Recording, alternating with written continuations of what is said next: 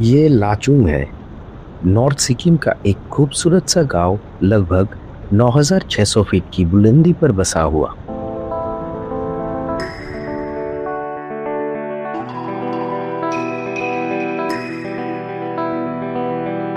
यहाँ हवा थोड़ी सी ठंडी है और वक्त थोड़ा सा धीमा।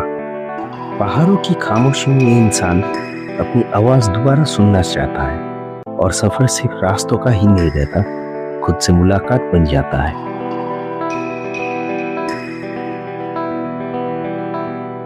पर मेरा सफर यहाँ से शुरू नहीं होता।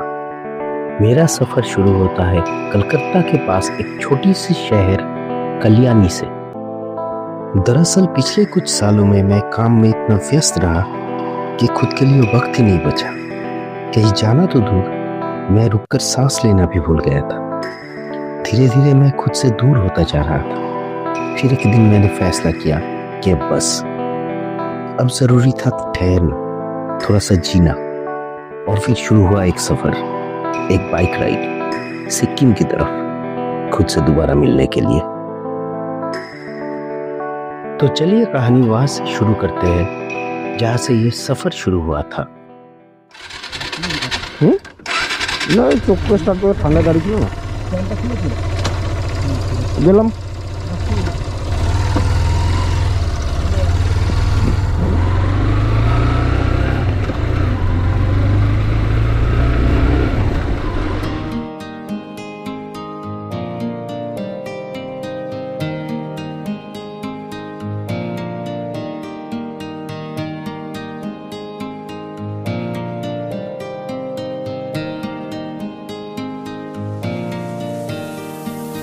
हम सुबह से भी पहले निकल पड़े, रात के अंधेरे में, तकरीबन 1:30 बजे। अंधेरे में ज्यादा कुछ दिख तो नहीं रहा था, लेकिन बाइक की हेडलाइट अंधेरे को चीरती हुई रास्ता दिखाती जा रही थी।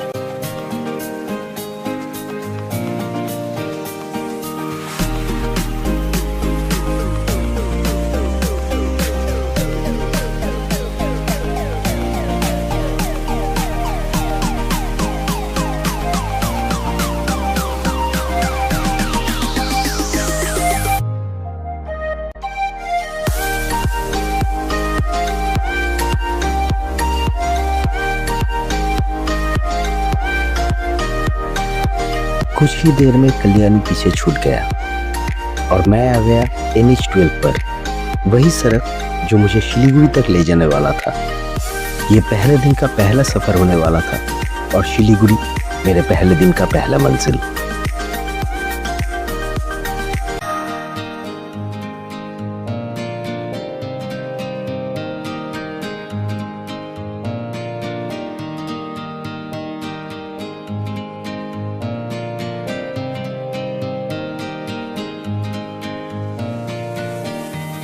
बहरामपुर पार करने के बाद मैंने थोड़ी देर चाय पीने के लिए बाइक रोक दी। चाय खत्म करने के बाद मैं एक बार फिर अपने मंजिल की तरफ निकल पड़ा। सुबह होने ही वाली थी, सूरज बस निकलने को था और मुझे ट्रैफिक से बचने के लिए फरक का जल्दी पार करना था।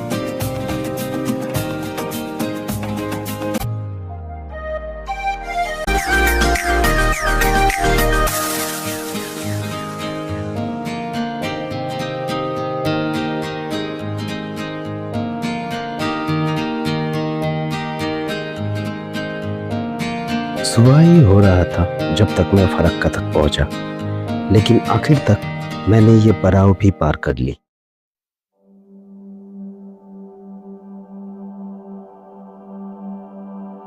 सुबह सूरज की सुनहरी किरणों से चमक रही थी और ये मंजर रात भर के सफर की सारी थकाने अपने साथ ले गया। रायगंज तक का सफर तो पूरा हो गया था, लेकिन असली मंजिल अभी भी दूर थी, करीबन 177 किलोमीटर दूर। बहुत लोगों को पता ही नहीं है कि एशिया का सबसे बड़ा बर्ड सेंचुरी रायगंज में है, लेकिन यहाँ टूरिज्म का कोई खास डेवलपमेंट नहीं हुआ। ज्यादातर लोग इस जगह से बस गुजर जाते हैं बिना इसे महसूस किए। मैं भी नहीं रुका क्योंकि मुझे भी मालूम नहीं था।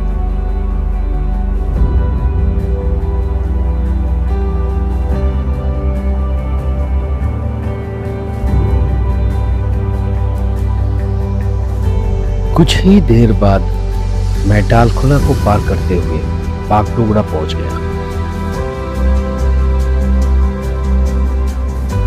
जैसे ही मैं बागडोगरा में दाखिल हुआ, रास्ते के दोनों तरफ चाय के बगानों ने रास्ते को और भी खूबसूरत बना दिया।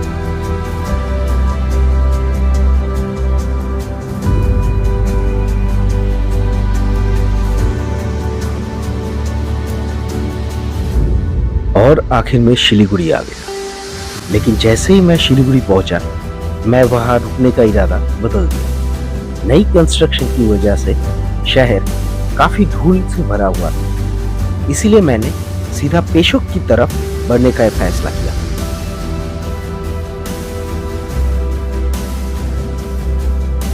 पेशोक तक पहुंचने के लिए मैंने NH10 यानी सेवक रोड पर सफर किया, जो सेवक के घने जंगलों से गुजरती है।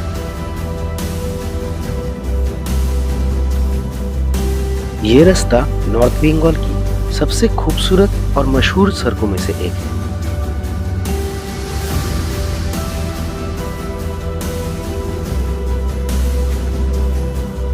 जैसे ही जंगल खत्म हुआ, पहाड़ शुरू हो गए। मैंने ये संगम को कई बार देखा है, लेकिन हर बार ये मुझे ऐसे महसूस होता है कि जैसे पहली बार दिख रहा हूं।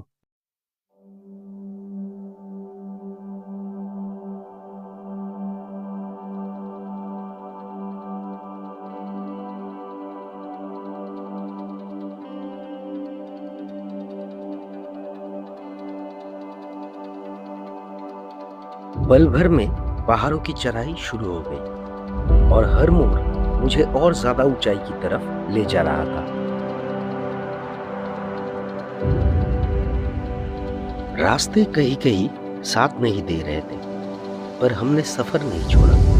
मंजिल की तरफ कदम बढ़ते ही रहे।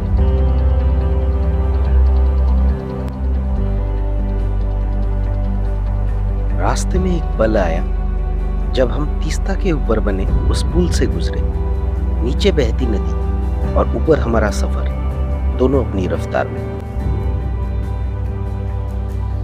अब रास्ता और तीस्ता साथ साथ चल रहे थे। सड़क, नदी और पहाड़, मंजर देखने लायक था।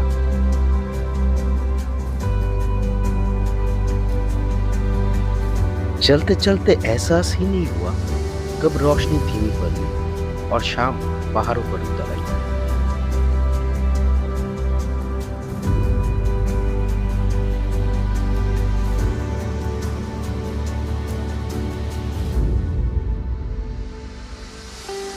रास्ते खराब होते जा रहे थे, अंधेरा छा रहा था और वक्त हाथ से निकल रहा था। तभी एक पल आया जब दो हादसे एक साथ हो गए।